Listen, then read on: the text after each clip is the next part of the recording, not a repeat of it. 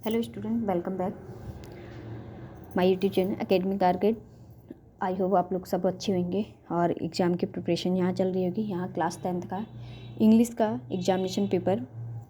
तो आज हम यहाँ इंग्लिश का एग्जामिनेशन पेपर को एनालिसिस करेंगे। आप लोगों को जैसे भी मैंने बता रखा है, सन 2022 का है ये एग्जामिनेशन पेपर है। सन 2022 का देख लीजिए, सन 2022 का पेपर है इंग्लिश का।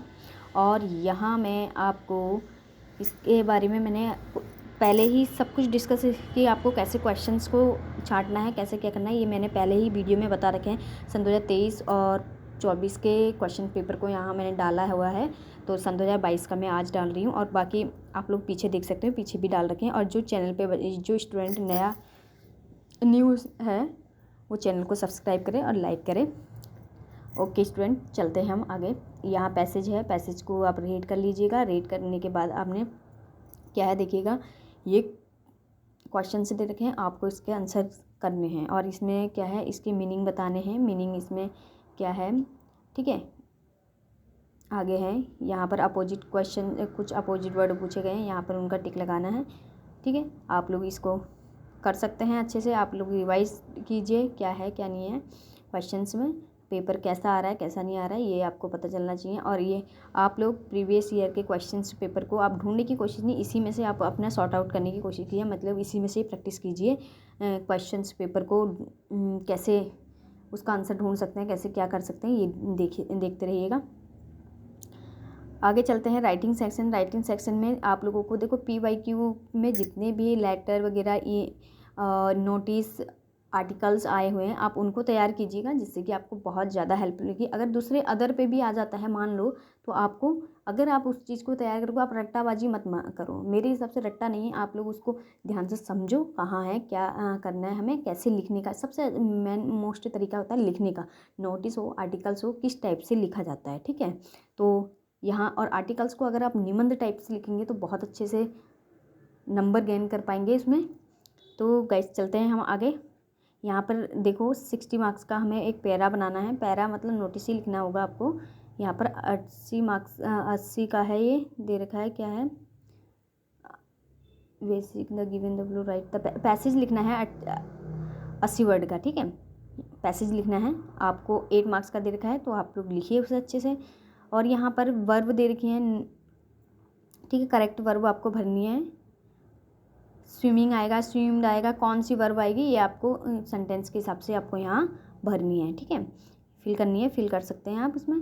और यह ग्रामर सेक्शन से 2-2 मार्क्स का है। देखो सभी चीज़ 2-2 मार्क्स की, ज़्यादा टाइम नहीं लगेगा, तो आप इसकी प्रैक्टिस कीजिए। ग्रामर सेक्शन की प्रैक्टिस कीजिए। इंग्लिश में आप चाहे कुछ करो मत करो, ग्रामर सेक्शन की प्रैक्टिस करो। ग्रामर सेक्शन ही आपके पासिंग मार्क्स होते हैं।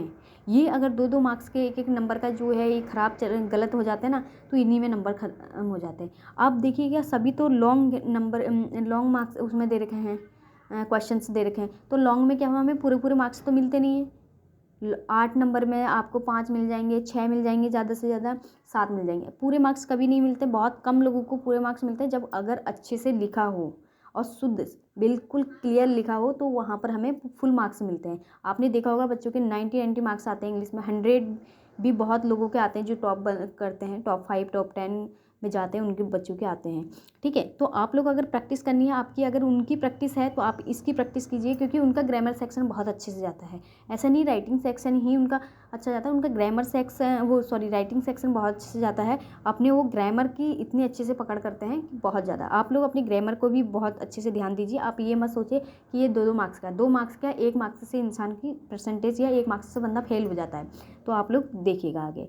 तो चलते हैं टेक्स्ट बुक में। प्रोस एक कहानी यहाँ पर आ रखी है कि आपको प्रोस इसमें से कहानी में से देखना है। आपको मैंने छांटने का तरीका पहले ही आपको बहुत सारी वीडियो में बता रखा है मैंने, हिंदी में भी इंग्लिश में भी सेम होता है।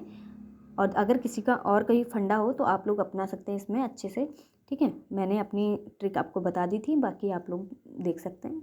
तो यहाँ पर जो हमारी बुक्स से क्वेश्चन दे रखे हैं, तो मैंने आपको हिंदी में भी वही बताया है, इंग्लिश में भी वही बताया। आप समरी याद कीजिएगा, समरी से आपके क्वेश्चन अच्छे से बन जाएंगे। ओके, तो यहाँ पोएट है, पोएट्री है, पोएट्री को पोएट का नाम और पोएट्री का नाम जरूर याद रखिएगा, क्योंकि इसमें पूछ लिया जाता है कभी कभी 1 मार्क्स में, 1 या 2 मार्क्स में। और इसके क्वेश्चन आंसर क्या, इसका आप सारांश याद कीजिए। आपको पोएट्री का पूरा सारांश याद कीजिए, चाहे पोएट्री से क्वेश्चन आए या कुछ भी आए आप लोग अच्छे से कर सकते हो उसको, ठीक है। जैसे ये है यहाँ पर एक क्वेश्चंस आपको 3 करने हैं तो आपको उसी हिसाब से करने हैं, ये नहीं कि सभी क्वेश्चंस आप करेंगे।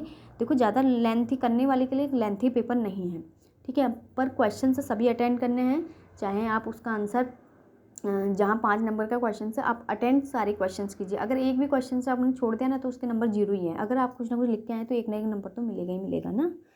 तो यहाँ लॉन्ग क्वेश्चंस हैं या कैसे भी आप लोग इसको कीजिए अच्छे से। और ज़्यादा आप लोग की अभी तैयारी नहीं है तो अभी से पढ़ना स्टार्ट कर दिए। सारे चैप्टरों की समरी पढ़िएगा, समरी भी ना पढ़ी जाए तो लॉन्ग क्वेश्चंस हर चैप्टर के पढ़ के जाइए, उससे रिलेटेड तो कुछ लिख कर आइए, है ना। लिखने के नंबर ज़रूर मिलते हैं, ऐसा नहीं है कि आपने मान लो आपका निबंध के हिसाब से आया, आपने डिक्टिव थोड़ा लिखा जाता निबंध में, तो बच्चा अपनी लैंग्वेज में लिख कर आएगा, कुछ तो लिख कर आएगा जब उसको पता होगा तो, है ना। तो आप लोग प्लीज़ इसमें लिखिएगा। Thank you so much guys. अगर आपको वीडियो पसंद आता है या आपको अच्छा एग्ज़ाम पेपर को मैं यहाँ डालती हूँ, अगर आपको मेरी वीडियो अच्छी लगती है तो लाइक और सब्सक्राइब ज़रूर करना और कमेंट भी करके बताना student. Thank you so much, best of luck, अपनी तैयारी पे जुटे रहिएगा और एग्ज़ाम पेपर नज़दीक ही हैं। Thank you so much.